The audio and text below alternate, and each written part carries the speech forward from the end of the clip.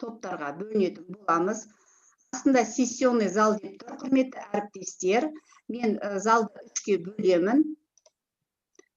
3-ке бөле отырып, сіздерді сол залға өтулеріңізді сұраймын.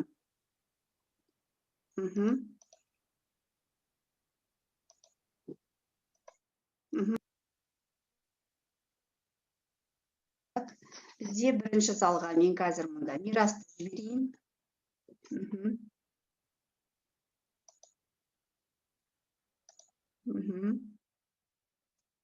Так, Дамирді жіберейін үшінші залға. Балаларымды залға бөліп алайын, әріптестер.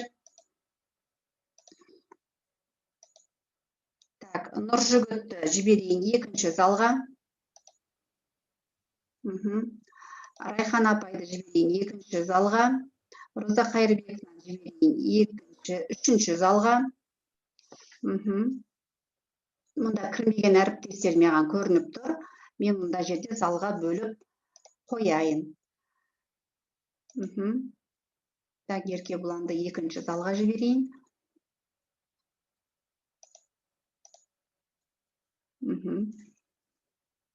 Бізде кім кірмей қалды, балалар?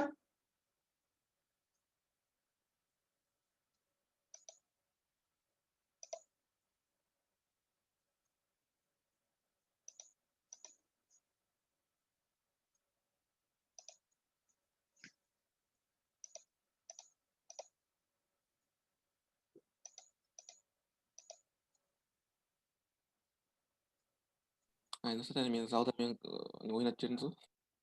Ау? Мені бүкіл залда жүгіртіп қойдыңыз ғой? Сен бірінші залға жіберіп отырмын, Абылай, мен сені мұнда. Апа екінші залға қосып түсті мені. Мені үшке. Неге? Білмеймін. Қазір жақсы. Абылай, сені мен жіберейін бірінші залға. Так, мұнда основной сеанс залда тұр.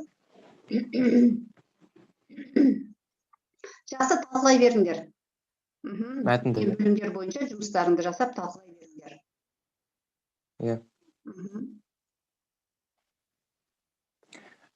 Бізге берілген тапсырма бұл Баянауыл аясында.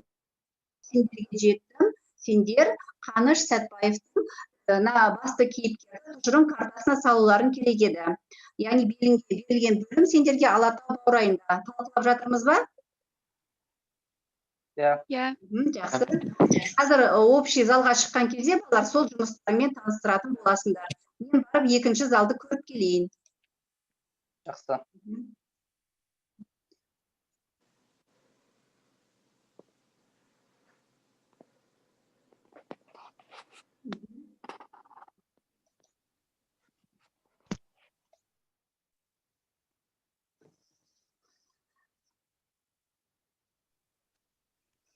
Балалар, мінекей барлықтарыңызды мен қайтадан общий жалпы залға жинадым.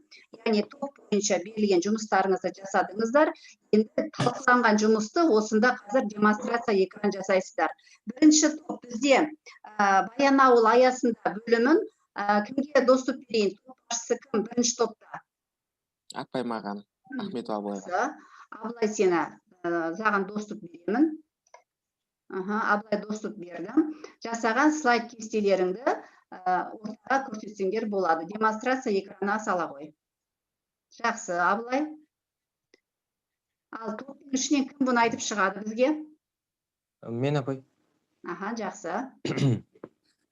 Біздің топқа берілген тапсырма оқиға желісі бойынша сюжеттік композициясын анықтап, баспалдақ кестесін толтыру. Яғни Баянауыл аясында бөлім бойынша. Осы бөлім басы ғалым Қаныш Сәтбаевтың дүниеге келуінен басталады. Арғаратай дамуы. Қаныш Сәтбаев Сібірдегі технология институтына түсіп оқиды. Оқиғаның шиеленісуі. Қаныш Сәтбаевтың зеректі және кәсіпқой ғалымдардың назарына ілігуі. Және аяғында шешімі. Қаныш Сәтбаевтың туған өлкесіне кең барлығы құлшынып тәмамдануы. Жақсы, тамаша. Яғни сендер берілген Баянауыл аясында бастапқы бөлімді өте тамаша оқиға желісін ретімен әдісіне сала білдіңдер. Тамаша. Екінші топ, Ұлытау жотасында бөлімін. Кім демонстрация жасайды екінші топтан? Мен. Жақсы. Абылай, Альмираға доступ бере ғой. Бердім апай. Жақсы, берілді Альмира.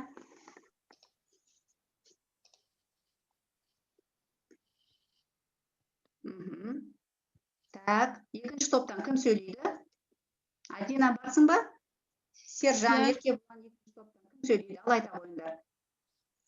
Біздің топқа берілген тапсырма оқиға картасы әдісі арқылы шығарманың мазмұнын тізбектеп жазу. Біріншісі, Айтсаңдар. Ұлытау жотасында атты екінші бөлімге Қаныш Сәтбаевтың қасиетті Ұлытау жезқазған жеріне сіңірген еңбегі арқау болады. Бұл 1926-1940 жылдар аралығы еді. Осы уақыт аралығында мал бағып, көшпелі тұрмыс кешкен қазақ елі байырғы тіршілігін күрт өзгертіп, отырықшы жұртқа айналған. Бұл бөлімде жақсы айта қойыңдар. Келесі оқиға мазмұны бойынша. Бұл бөлімде Қаныштың Жезқазғанға алғашқы сапары, осы жердегі геологиялық ізденістері, Жезқазған кенішін ашып, оны іске қосу жолындағы ерен еңбегі суреттеледі. Жақсы.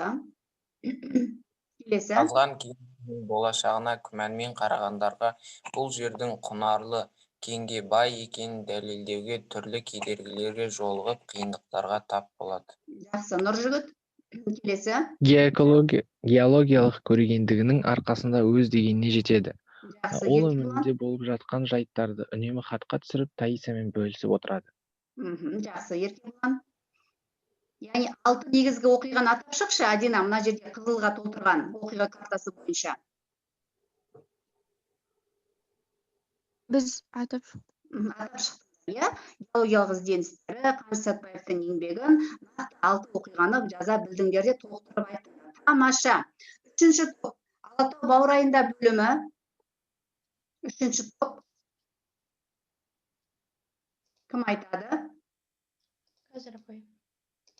Альмира айтпақшы. Жақсы, Альмира, сен тыңдайық. Тапсырманы қалай орындай алдыңдар?